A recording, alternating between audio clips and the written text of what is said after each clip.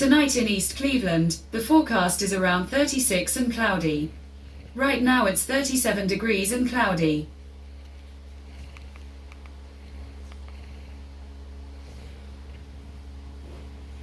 Today through Sunday in East Cleveland, highs will rise from 37 to 43, while lows will be around 27. Today and tomorrow, it'll be cloudy. Sunday, it'll be mostly sunny.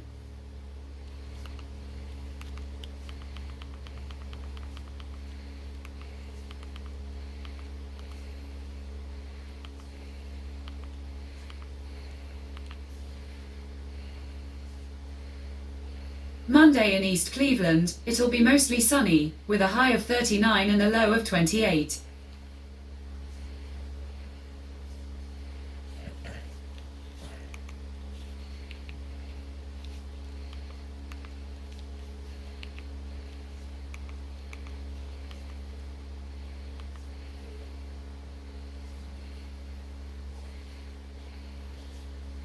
For the 1st of January 2023, the 31st of December 2023, the Academy Award for Best Actress winner was Michelle Yeoh.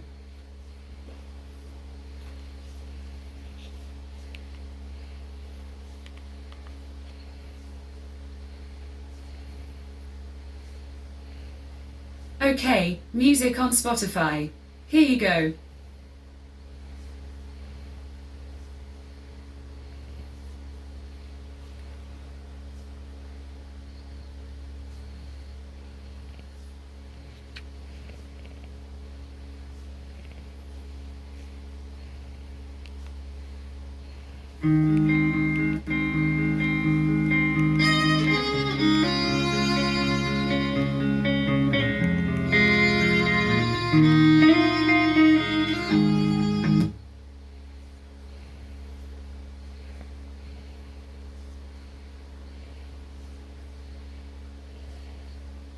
Desperate for information, what we've just learned about the suspect and those held inside, and was the U.S.-based company specifically targeted. Inferno Rescue, police officers jumping into action to pull a woman from a house already up in flames. The split-second decision they made that saved her life. And Wheel of Misfortune. Viewers of the popular game show debating whether a contestant got snubbed in a bonus round worth $40,000. Did she say the right answer? You'll hear what she said and decide. Top story starts right now.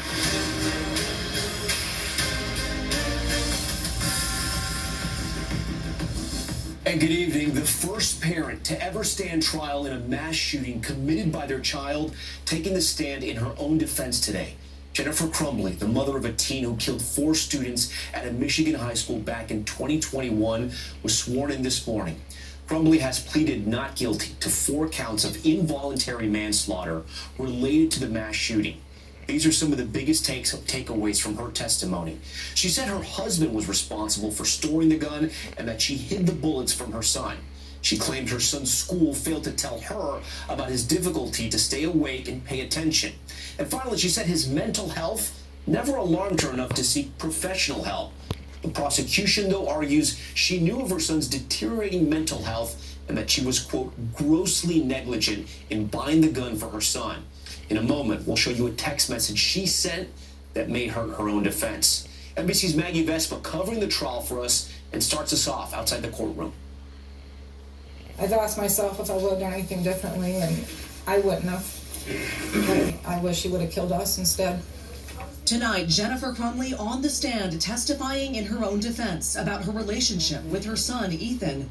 I thought we were pretty close. And pushing back on prosecutors' core argument that leading up to the 2021 shooting at Oxford High School, she ignored clear signs her son was struggling. Did you ever believe that your son needed mental health treatment? No, I mean, there's a couple of times where Ethan had expressed anxiety, not to a level where I felt he needed to go see a psychiatrist or a mental health professional. She testified school administrators downplayed concerns, including in a meeting with Ethan's guidance counselor the morning of the shooting. He told us that he didn't feel my son was a risk. Sean Hopkins telling the jury Monday, I felt it was better for him to be around peers and people who were his age than to be home alone.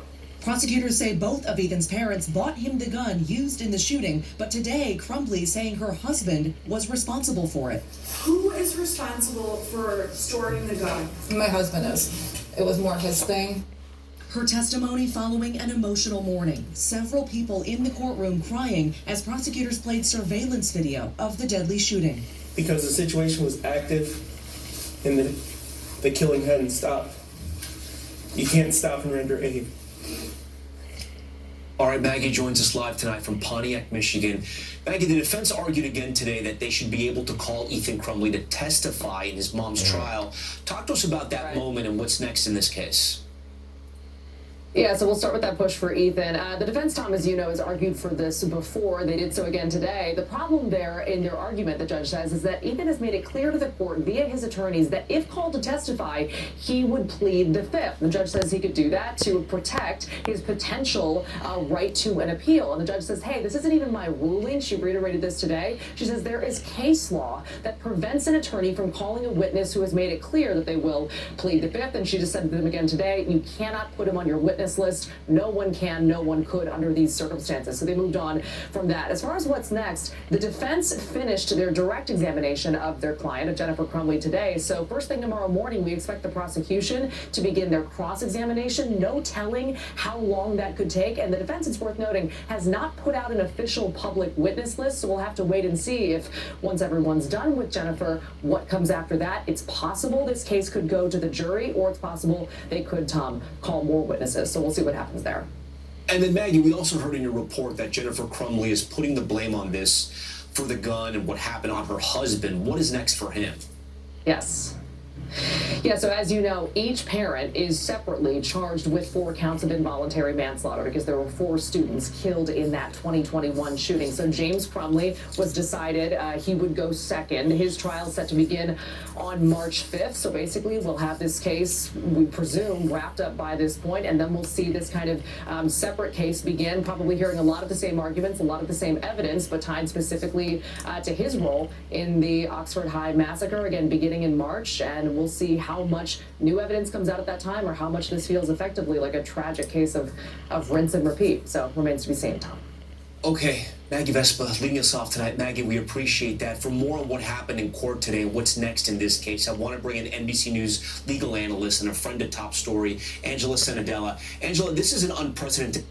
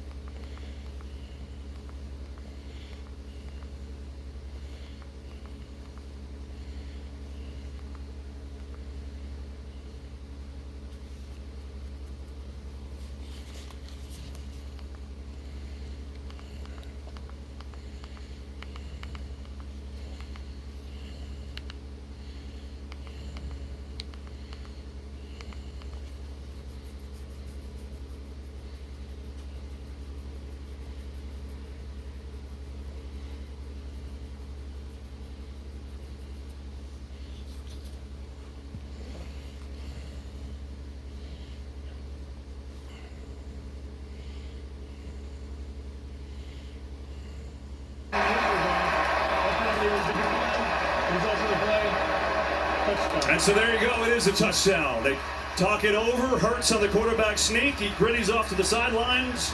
And another opening drive for a touchdown for Philly.